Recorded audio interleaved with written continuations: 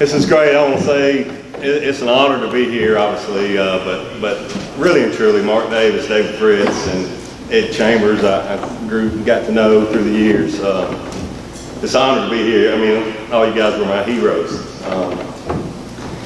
So it's just great to be here, and a lot goes through your mind before coming up here on this stage. The first time I was in a similar situation is when I won the '97 Bass Angler of the Year.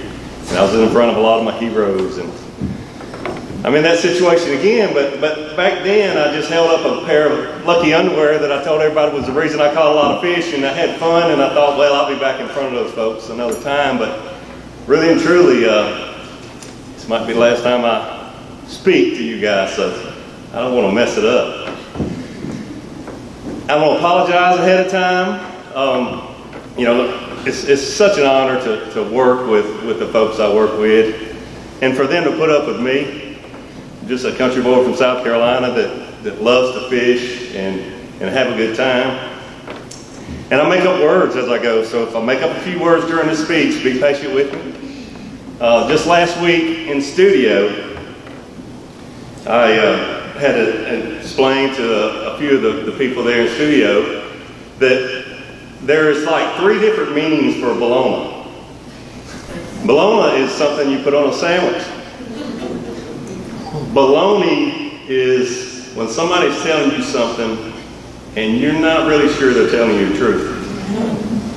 And bulloney is when they're flat out lying to you. So there's different meanings for different things, and we'll get into this a little bit, but that's just kind of how I roll, and Lord knows Tommy and Donna and the folks in the studio have to put up with that.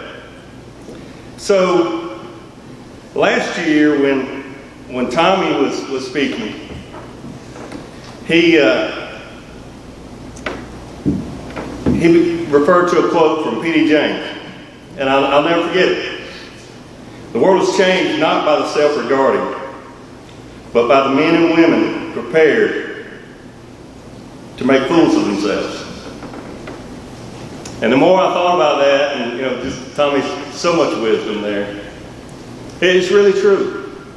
And we've all, as fishermen, had foolish dreams, and that's what that quote is talking about. And to have a foolish dream to be a professional fisherman was just absolutely crazy for me. Speaking of Tommy, he is the consummate professional in the studio. And when I was preparing the speech a little bit with my help from Natalie, I'm writing out a little bit, I said, how do you spell consummate? So the English major my wife is, we started talking about CONSUMMATE,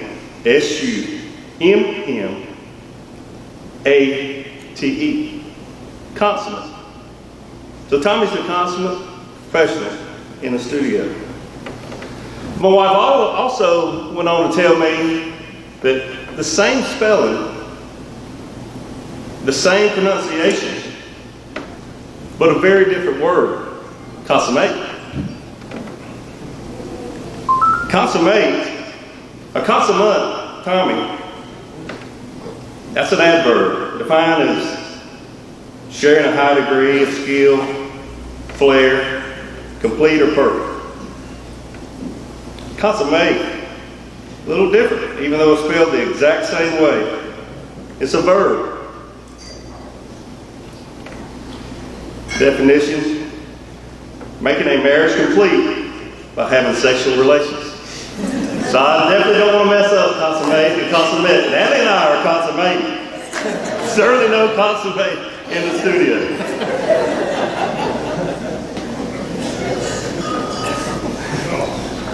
Very, very different. How many people knew that? I certainly did. Thank God for my wife.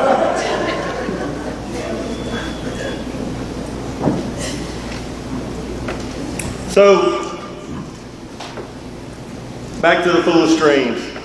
I have to recognize, I'm certainly one of those, probably top of the list of fishermen that have had foolish dreams.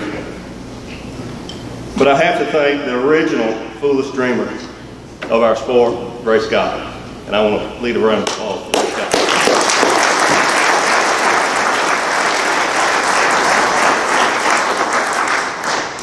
And I want to make it clear, that quote I mentioned about the world changer, I'm certainly not a world changer. I'm more of a foolish dreamer. No doubt about it. And I had some dreams at a young age that I knew that I wanted to chase. My parents divorced when I was 5 years old. And at an extremely young age, I knew I wanted to find the perfect wife, mom to raise my kids. That was my first goal. Very young, from what I saw as a young kid.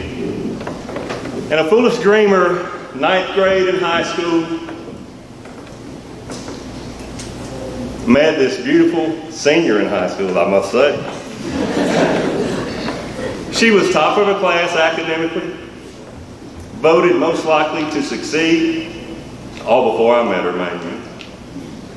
And I met Natalie Hite, Natalie Smith at the time.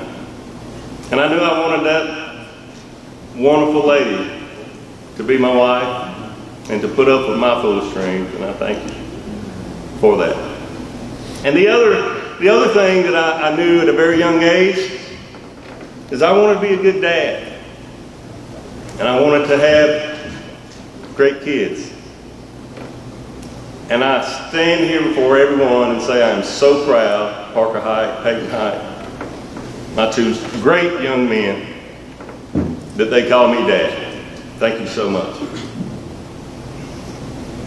So those were my personal foolish dreams at a young age. Then I had some fishing dreams, some fishing foolish dreams. I met Scott at about 10 years old, and we went on a little creek fishing trip, walking a creek bank.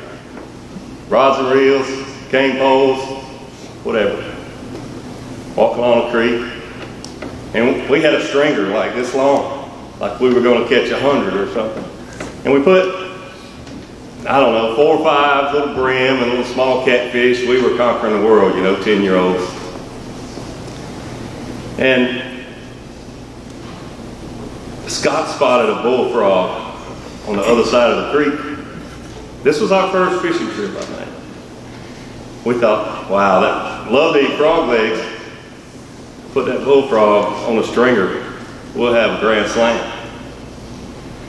So I went around, across the creek, got on the other side, couldn't see it because it was a cut-out bank, and Scott was directing me.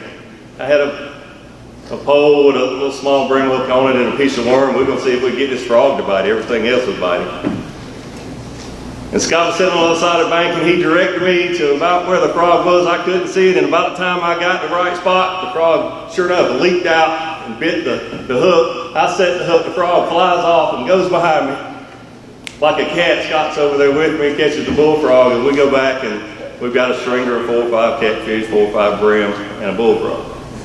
Scott became my tournament fishing partner. We fished probably 8 or 10 years. At the highest team level before we both decided to fish some BASS stuff. So in that transition from the local area to the bass fishing BASS, I started dreaming of, man, would it be so great to qualify for a Bassmaster Classic? Wouldn't it be so great to win a Bassmaster Classic? I even had a foolish dream that I might one day be like Larry Dixon and win Bass Angler of the Year. And those were certainly foolish dreams. And I would not be here and would not achieve those foolish dreams if my wife and family had not supported me. Natalie's daddy, Mr. Tony, his wife, Barry, hauling my family around to tournaments, New York, Texas, a lot of very, very long trips. And I appreciate that so very much. I want to thank, and one foolish dream that I didn't have, because I never thought this would come true. I never dreamed of being up here tonight. It was beyond a dream. I want to thank all of the board members, all the people, Bass Fishing Hall of Fame, all the members. I truly want to thank you for giving me this honor and this opportunity to be here. It means so much in so many ways. I mean, David Fresh, Mark Davis, you know, my heroes. There's just the two fishermen being inducted here with me tonight, but it means so much to be able to stand on the same stage, because they were certainly my heroes. Both of them started just a little bit before I did. And as everybody knows, as fishermen, we couldn't be here without sponsors.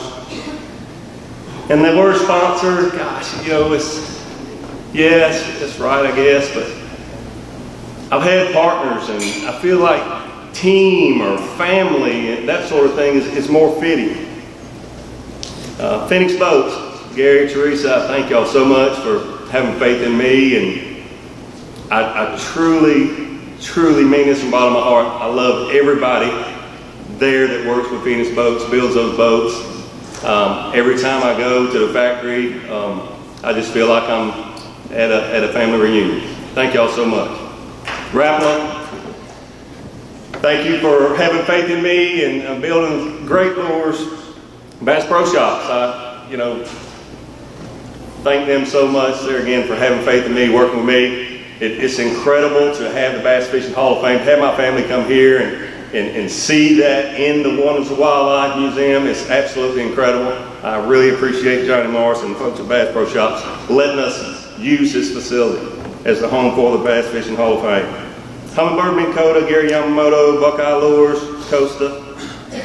I really appreciate you folks, and like I said, our sport requires the fishermen to be able to work with these companies, promote products, and it means everything.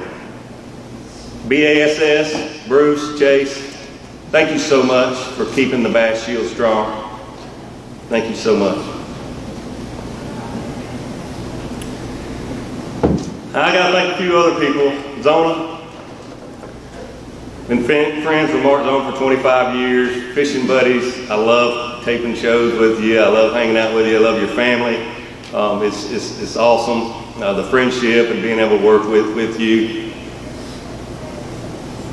Dave Mercer, where are you hiding? Thank you so much. I mean, to have a chance to work with great folks, and you're the best. And I'm not just saying that because you're sitting over there, but we talk on the phone as much as about anybody I know. I mean, we don't just work together. I appreciate you, the person you are, and your family. My roommates through the year, I roomed with Scott, with Clark Winlet, with Scott Brook, and with Kevin.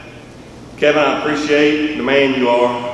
And everybody knows Kevin Van Dam is a great bass fisherman.